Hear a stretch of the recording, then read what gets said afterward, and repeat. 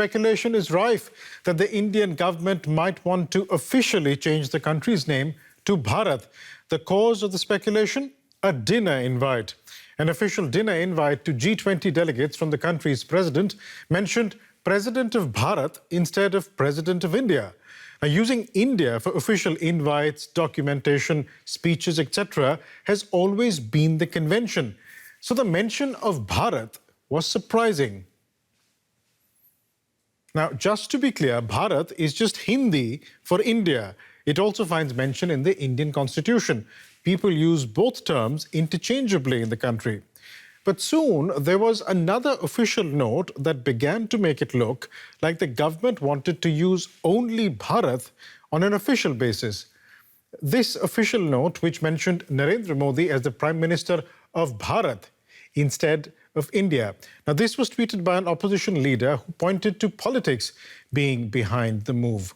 What's adding fuel to the fire is that the government has announced a special session of parliament from the 18th, but given no agenda. Speculation is mounting. The government will officially change the country's name to Bharat. But is this a debate that ordinary Indians are passionate about? DW was out on the streets of Delhi to find out. So, as long as we stick to who we are in essence of it all, the name doesn't really stand for anything at all. Prime Minister Modi renaming the country as Bharat is a good thing and a proud moment for us. There's nothing wrong about it. Possibly they're trying to put it forward as clearly reclaiming some sacrosanct Indianness that was lost in the colonial period. And many Indians might be falling into that trap and believing that this is actually going to be achieved in the process. This is just electioneering. That's why the BJP is doing this, to get some publicity.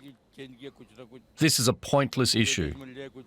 Of course, India is also something that we identify with. Whether Bharat or India, it's the people that make the country, and I think that should be the essence, not the... All right, let's get more on this from Ashok Swain. He's Professor of Peace and Conflict Studies at Sweden's Uppsala University and a commentator on Indian politics and current affairs. Professor Swain, India or Bharat, both names are mentioned in Article 1 of the Constitution and are already used interchangeably by people.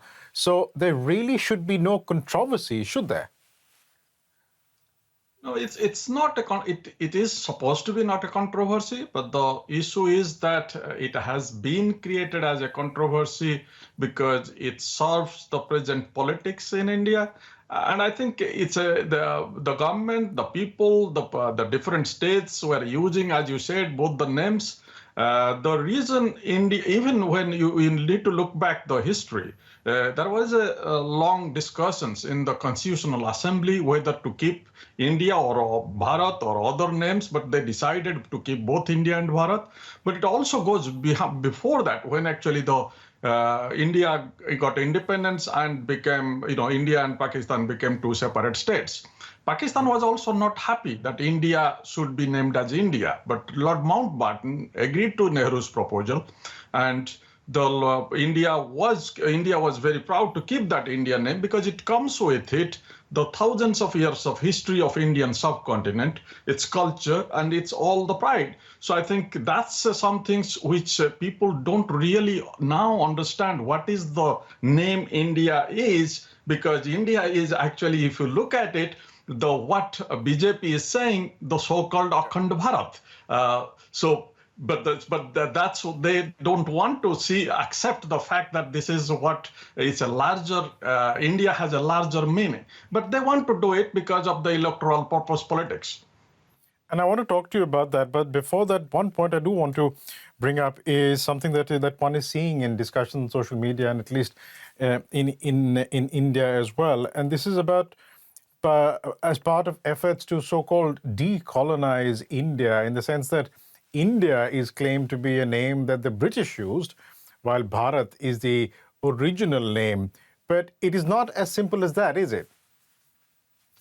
No, I think this is a process which has been going on. I mean, the present. I mean, it is not only started with the present regime. Before also, they keep start changing the names of the the streets, but also some of the cities, some of the states. So they have changed the names. I think the name changing is a kind of whether we need to get rid of all our history which Mughals were ruling, or now also some of the history which British were there. But the India name also doesn't come from the British rule. It comes much before that. But that's something that's a very different discussion. But it's also to tell the people that it's a decolonization process, that we are getting a new way of new names, but those are okay with the streets or the cities.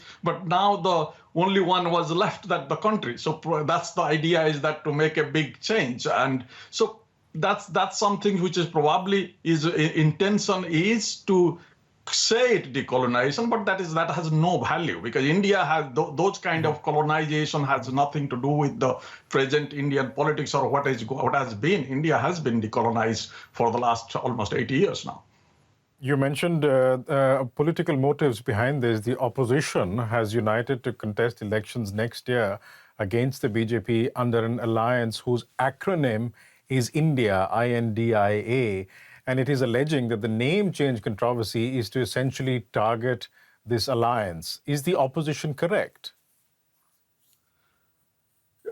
It is actually some things which changed dramatically of Modi's and his party BJP's position on the name of India immediately after the alliance or opposition alliance come together, and they formed this kind of acronym which they call itself India. And that was actually Rahul Gandhi's so-called, if you are using the Indian political terminology, a masterstroke. And that really led to this, even the Prime Minister Modi and his party openly accusing the name India in public meetings as well. So the opposition to some extent is right, accusing the present government of being really having developing those kind of fear in the or some kind of uncomfortableness, at least, with the name India. So that's what they have a point, because it has been very new. In a sense, of course, there has been the RSS and BJP. They have been calling it for Bharat for some time, but Modi has named a number of its own programs or the development programs, special whatever they want to do in the country in the name of India, and it was never been an issue. So it's just has come after the opposition formed that alliance and called itself India.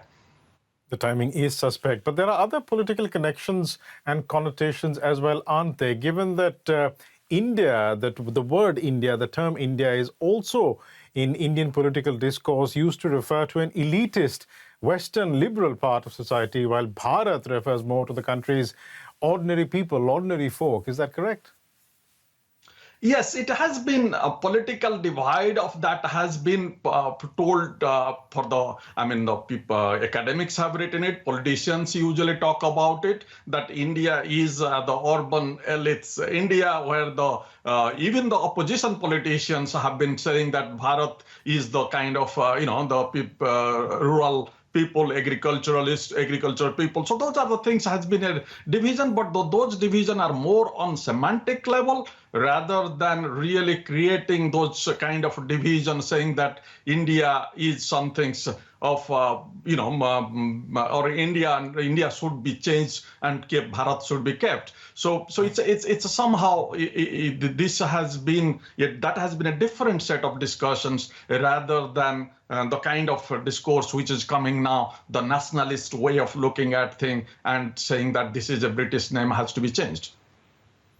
We'll leave it there for the time being. Thanks so much for joining us today, Professor Ashok Swain from Uppsala University in Sweden. Thanks so much. My pleasure.